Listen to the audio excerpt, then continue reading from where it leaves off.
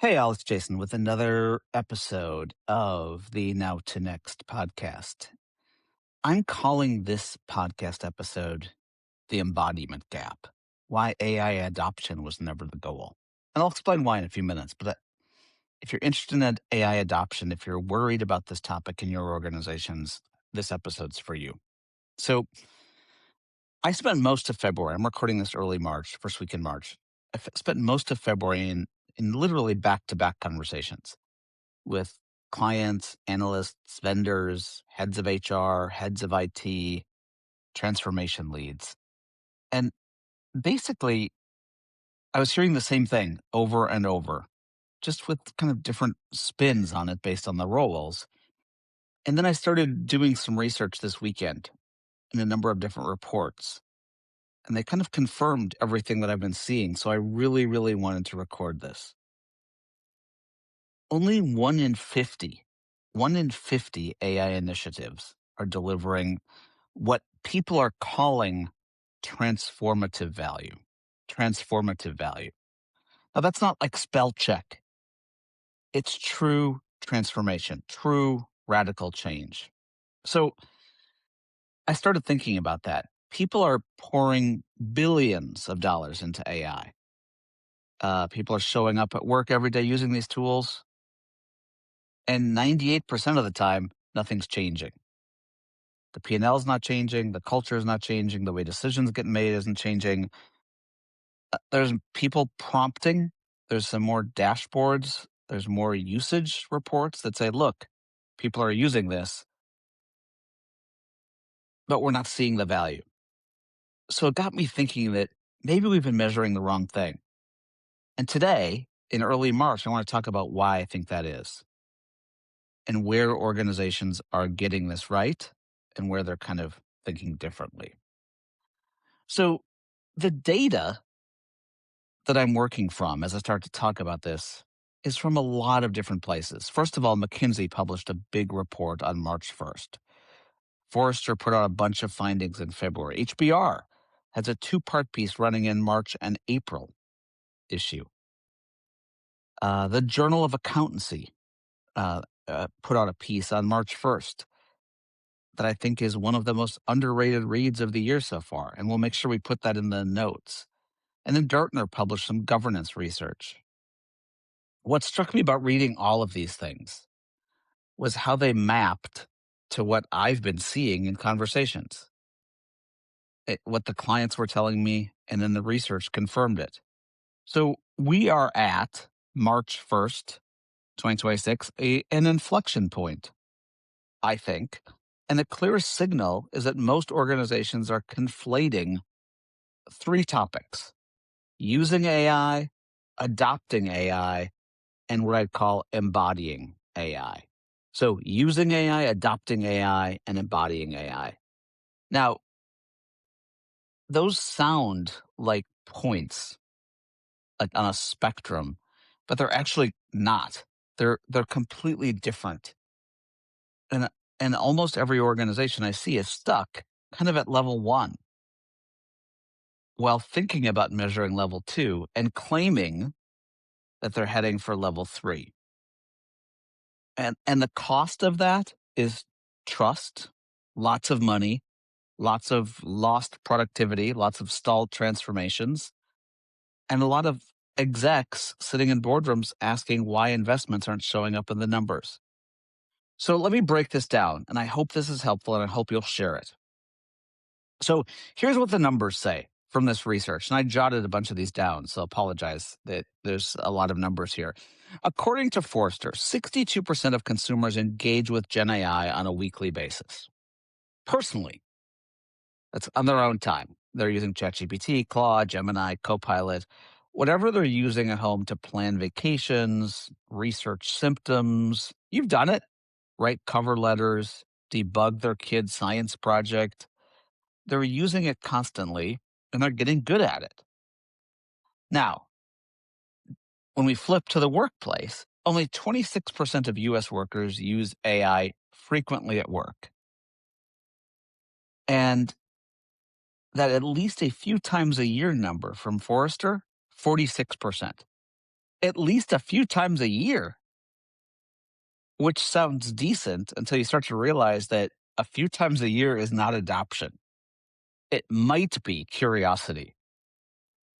Someone that tried it in February and hasn't opened it since.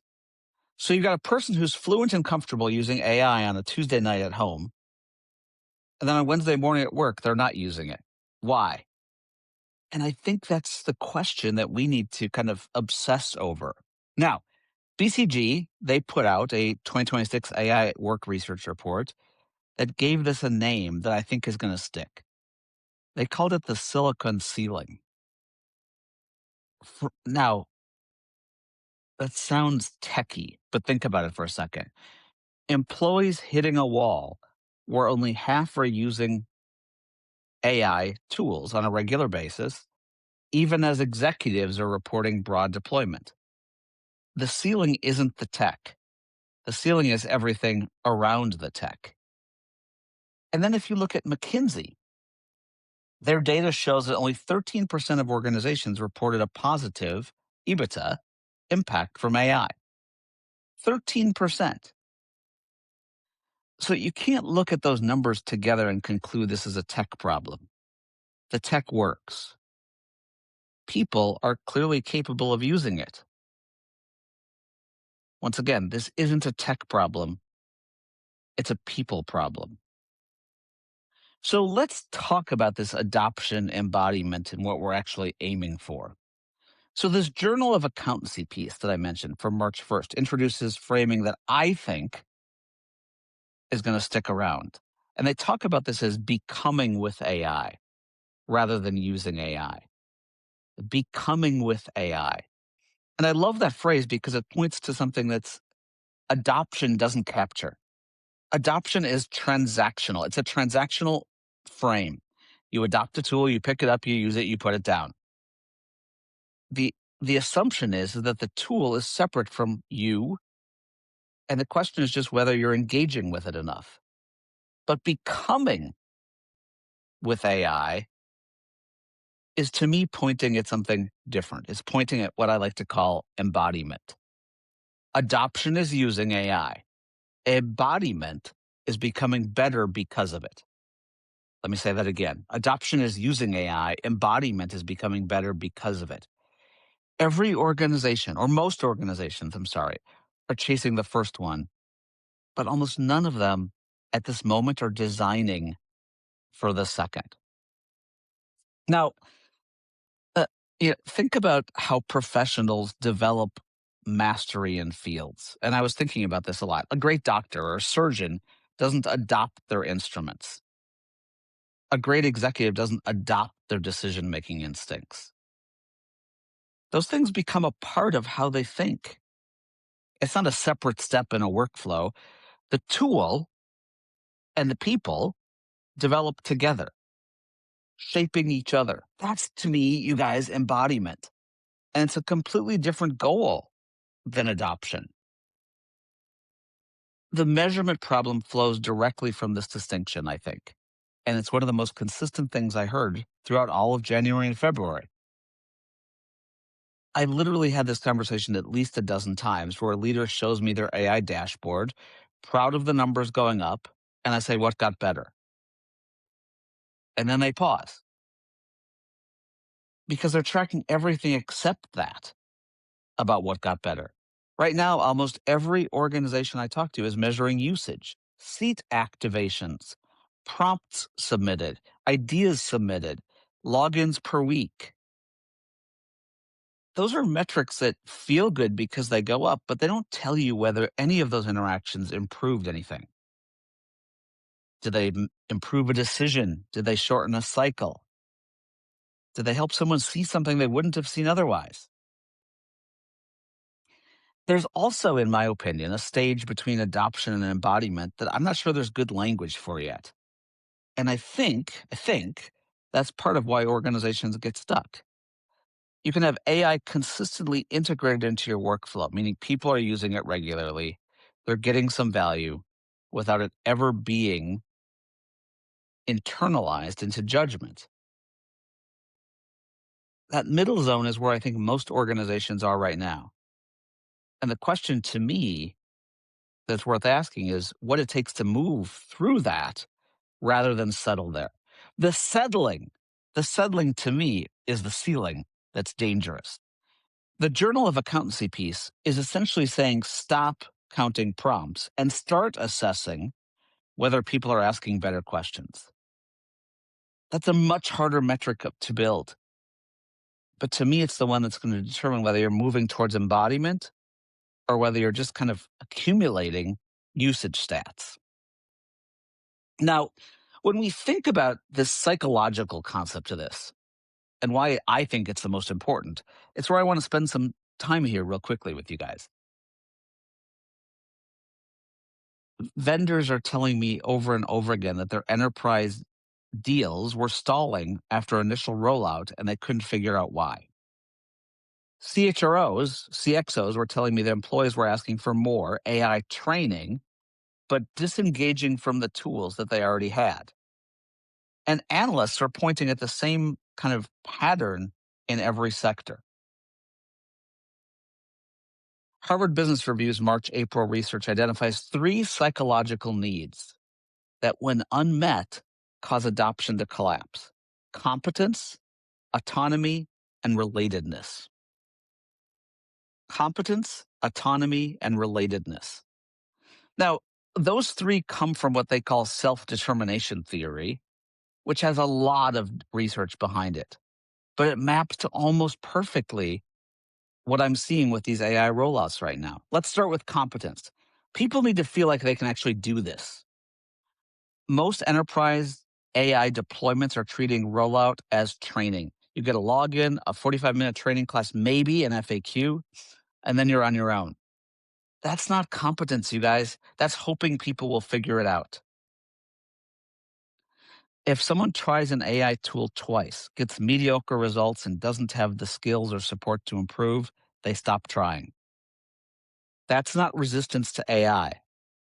That's a rational response to a bad learning, a bad education experience. Second, autonomy.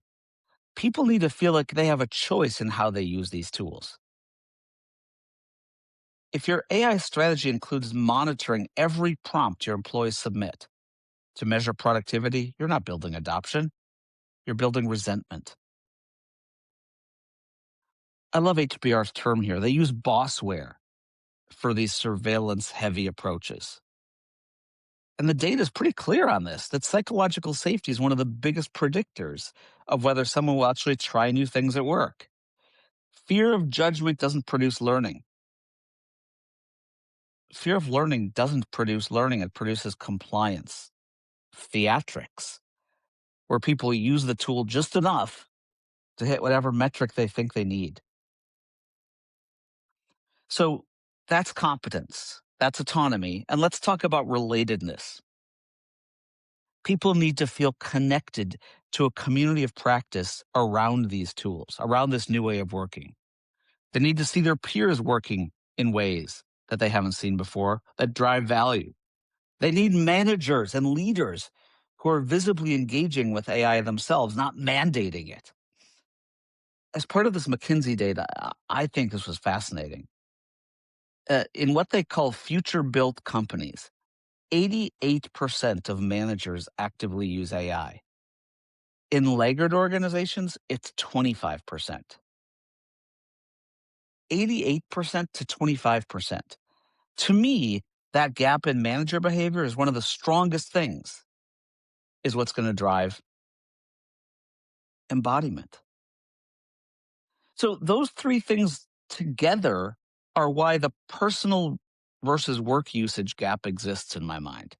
At home, all three needs are met. You use AI because you want to, at your own pace, on problems that matter to you with no one watching. At work, none of those conditions hold true, or very, very few. And the thing that I think that we have to focus on, there's a name for this. There's a name for this. And I've said it before that most organizations have figured out, and it's trust. We have to use trust as a strategic asset. Not just a nice to have, not a talking point in your AI deck, not just an asset with something you'd apply to other competitive infrastructure. Trust matters, and it matters enormously for what comes next. Listen to this. Listen, please listen to me. The shift to agentic AI is arriving, whether we like it or not. And if those foundations are in place, that is going to make or break how easy or hard it is to shift from humans working with technology to humans and technology working together. Now, why is this agentic shift so big? I want to talk about this. And I've talked about this before, but I want to make sure it's in this podcast. The chatbot, what I call the chatbot paradigm, it structurally prevents embodiment. Think about that. And this is why I think agentic AI is such a meaningful shift. Okay. It- the chatbot paradigm, you type something in, you get an answer. And then what do? Go back and figure out how to use it. In the agentic world, that's not the case. Okay. Gartner, as part of this research I did for this podcast, projects that 40% of enterprise applications will embed AI agents by the end of this year, 2026. That's up from less than 5% in 2025. That's 800% increase in 1 year.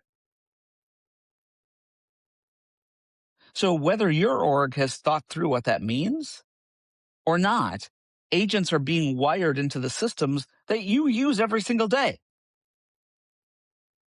So with a chatbot, there's always like a seam.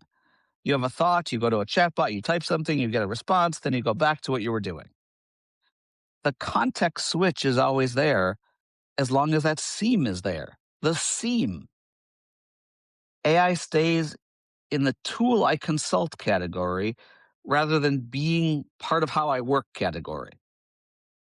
The chatbot interaction model demands adoption thinking because it is, by design, a separate step, you guys. Agentic is different because it operates in your flow rather than waiting for you to come to it. Think about that. An agent that monitors your data surfaces like abnormalities before you know what to look for, one that knows your communication patterns well enough to act on your behalf, one that's embedded in your processes and making decisions. That's not something you consult. All of a sudden, the seam closes. But closing the seam is creating a whole new set of opportunities that organizations are struggling with. In that same HBR article, they highlight a case involving Pernod Ricard, where AI agents were making product and customer decisions and getting things wrong, which is going to happen. As part of that, they were including miscategorizing products in ways that had downstream effects. So, of course, the headline finding isn't AI is broken, it's something more unsettling. The agent was embedded in the workflow, but the organization actual judgment wasn't embedded into the agent. The agent was embedded into the workflow, but the organization's judgment wasn't embedded in the agent. And that's where things start to go wrong. So when we start to think about this, the framing that I keep coming back to is when AI advises and a human acts, the worst outcome of a bad recommendation is a delayed decision. When AI acts autonomously, the worst outcome is an irreversible action, taking at machine speed across thousands of transactions before anyone notices.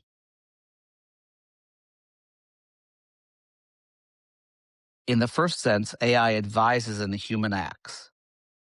The worst outcome of that is a delayed decision. When AI acts autonomously, the worst outcome is irreversible action. And you guys, the thing that's so important to me is that's not a technology problem. It's an accountability discussion and problem. And then the last piece I want to talk about in this section is the knowledge atrophy. Think about this. The GPS, which I live by, it made an entire generation of people worse at navigation. Not because the tech failed, because it substituted for the skill. Does that make sense? I can't read a map very well. HBR published a piece in February that's specifically on this, how workers develop good judgment in the AI era. And their argument is keeping humans in the loop isn't enough. Organizations need to redesign work to build judgment deliberately, restoring stretch experiences and exposing people to consequences and creating the conditions where the human and the AI are developing together rather than AI taking over. Does that make sense? If you skip that step, AI starts handling tasks people should be developing judgment around, and you end up with an organization that can't function when the agent is wrong. That's not a future risk, you guys. That's a design choice that we're making right now. Now, I'd argue that agentic AI is better understood as building an organization nervous system than deploying software. I'll say it again. Agentic AI is better understood as deploying an organizational nervous system than deploying software. Think about that. Nervous systems don't get adopted. They either develop well, they develop pathologically, and when the development goes wrong, you don't get inefficiency. You get something much harder than that to fix. The organizations that get agentic right are the ones that are treating it with that level of seriousness, from the start. So, guys, we're at a point where AI agents are being handled real-time decision rights, and most organizations don't have governance in place. That's not an argument against AI, and it's not an argument against agentic AI. It's an argument for matching your internal judgment to the level of autonomy you're granting. This is why humans and machines have to work together. Now, really quickly, let's talk about where and who's actually moving. Okay. In McKinsey's March research, it compares what they call future built companies against the laggards. Future built companies plan to upskill more than 50% of their workforce on AI. Laggards are planning for around 20%. To me, that's a signal about who's deciding that this is a whole organizational shift. It's not a training issue. And the financial results track directly. The financial results track directly. The other thing the McKinsey data shows is that if time savings have to convert to real productivity to count at all, we need to rethink how we're counting. If AI frees up 45 minutes in someone's day, and those 45 minutes go to email and admin overhead, the business gained nothing. Now, that sounds obvious, but most orgs aren't tracking whether saved time is being reinvested. They're just tracking the time was saved. To me, that's a huge measurement gap. And it's the same kind of gap we're looking at when we think about adoption. So let me sum this up. I've talked about a lot. Most organizations are measuring AI like it's a software rollout because that's the vocabulary that we have used. Seats, logins, prompts, and efficiency savings, ROI. And those metrics make sense when we're talking about adoption. They don't tell you anything useful about whether you're building an organization where AI and human judgment are genuinely developing together. That is the key. The agentic shift is arriving. And it's going to arrive whether orgs are ready or not. I talk a lot in this podcast. I spend a lot of time building agents. I'm very careful and I understand what they can do and what they can't.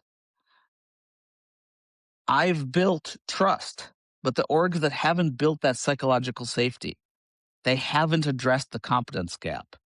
They haven't talked about accountability architecture. They're going to realize that deploying agents without those foundations doesn't stall transformation, but it accelerates the wrong kind of transformation. Faster decisions with worse judgment. So that's what my February was about. And it's what these conversations kept coming back to. Whether people called it that or not, clients are asking why people aren't engaging. People are saying they're stuck with adoption. Vendors are wondering why their tools weren't sticking. Analysts trying to explain why the ROI wasn't there. To me, after thinking through this a lot, the answer is sitting underneath all of that. Is that the goal was wrong from the start. The question to take away, and I hope you take away from this episode if you listened to the end here, is are we adopting AI? That's not the right question. It's our AI and human judgment in our organization making each other better. And do we have the internal capability to know when they're not? That is a much, much, much harder question to answer. But to me, it's also the only one that matters right now. So we will list all of these sources in the show notes. Okay. From Harvard Business Review, March and April, the Journal of Accountancy, March 1st, Gartner, March 1st, Forrester, February 16th, McKinsey, March 1st, BCG 2026 AI at Work Report. I've spent a lot of time on those. And if there's one thing that I hope you got out of this, I hope it's this. The companies that are going to look back on 2026 as the year they turned the corner on AI aren't the ones that bought the most tools. They're not the ones that deployed agents the fastest. They're the ones that decided that the goal was never adoption in the first place. It was always building an organization where AI and human judgment develop together, each making each other better. It's a much harder thing to build, you guys, but it's also the only version of this that compounds. I hope this was a helpful listen. Hope you enjoyed the podcast. Please share. Take care, everyone. Love you.